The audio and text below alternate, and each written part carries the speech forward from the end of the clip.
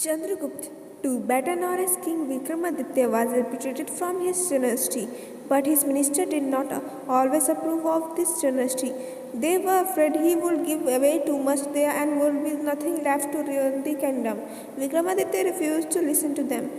Once, when he was visiting the city of Saraswati, he was shocked to find that many people did not even possess the bare necessities of life.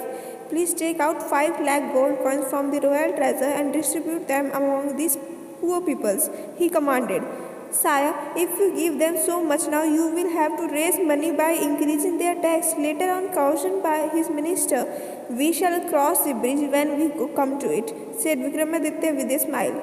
Are you sure you want me to give them 5 lakhs coins? Asked the minister once again. No, I don't, said the king looking at the minister.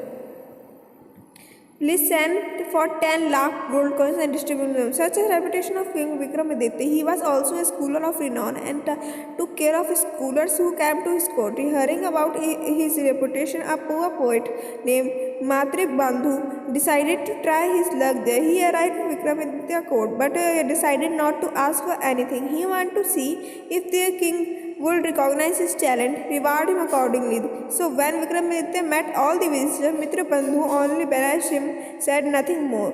The king realized that here was a scholar who was different from the others, so he decided to test him. Too. Also, he rewarded all the other scholars. He merrily asked his attendant to put up Mitra Bandhu at the guest house. He has never given any designation nor any particular duty to perform. Mitra Bandhu had a roof over his head and 2 square meals a day. Along with others, the king was determined to see if he would ask for anything. Mitra Bandhu was equally determined not to do it. A whole year passed by. Mitra Bandhu went to the court. Every day tried to do what seemed to be his duty. Everyone made out fun of him because the king did not appear to notice him at all. But Mitra Bandhu took everything in his stride and did not complain. He lived a quiet life, studying scriptures and composing poetries, made no attempt to put himself in the limelight. One morning, our King Vikramaditya was taking a stroll in a royal garden. He saw Mitra Bandhu passing by. His clothes were tattered and he had received no new ones ever since.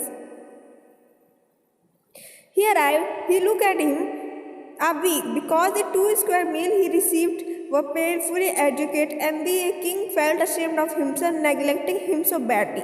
He realized that Matri Bindu deserved something very special. However, he could not decide what that the special reward should be.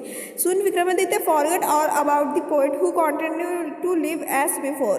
Winter arrived, it was particularly in fires. One night Vikramaditya woke up shivering, found that the fire in his room had died out. He called out to the royal attendants but no one answered him. Is there no one there? King called again. What is it, Your Majesty? Asked Mitra Bandhu coming in the room. You, asked the king in the surprise. Where are the others? Mitra Bandhu did not tell him that they were all sleeping. Please tell me if there is anything I can do. He answered.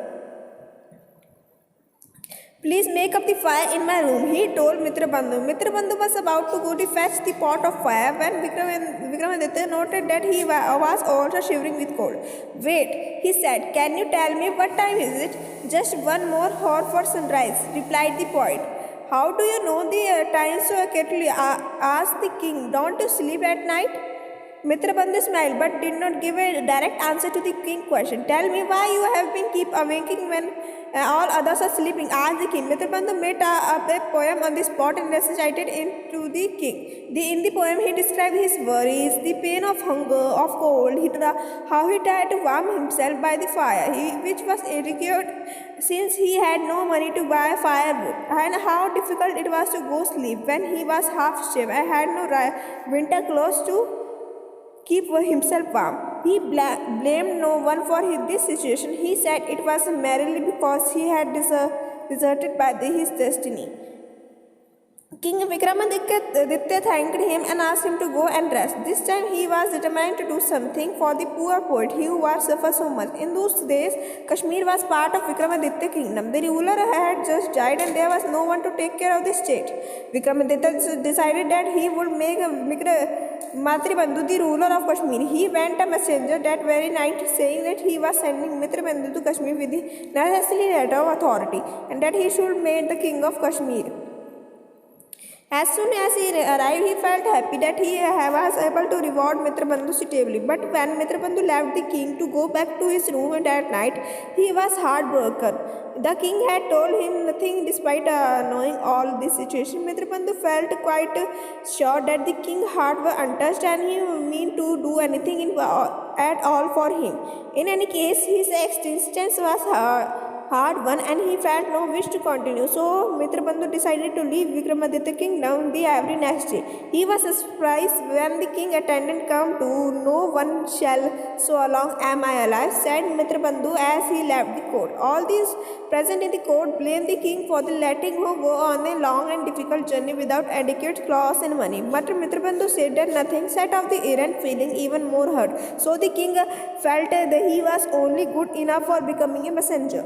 The way was tough and the Mitrabandhu was figured and out even before he reached his destination. He was somewhere near the border. It was bitterly cold. Just then some people arrived there and asked him he had been sent by the great Vikramaditya. When Mitrabandhu told them that he had come with an important letter from the king, they showed him all the honor due to revered guest, gave him fresh clothes and piping hot food and took him to Kashmir in chariot. A lot of people were waiting for him at the palace. Are you Mitrabandhu? Asked the chief minister. Yes, said Mitrabandhu looking bewildered. Well then, please get ready for your coronation. King Vikramaditya has ordered you should be the king of this land. Mitrabandhu was made the king amidst great celebration, given a royal cloth and jewelry befitting a king, and then escorted to his palace. He swept the tears of the gratitude and joy and realized that Vikramaditya has been testing his worth for a whole year and he had decided that he was the worth of great favor. He immediately sent a poem expressing his gratitude. He tried to rule in his kingdom exactly that way he had seen Vikramaditya do and made his people very happy. Mitrabandhu ruled Kashmir for just over 4 years. When he heard that King Vikramaditya had passed away, he was so heartbroken that he felt he could no longer remain a king himself. He abdicated and gave up every martial position and went to Kashi, where did he live the life of a sannyasi or the rest life. If you like this story, please like and subscribe my channel, and if you want another more, so please comment down.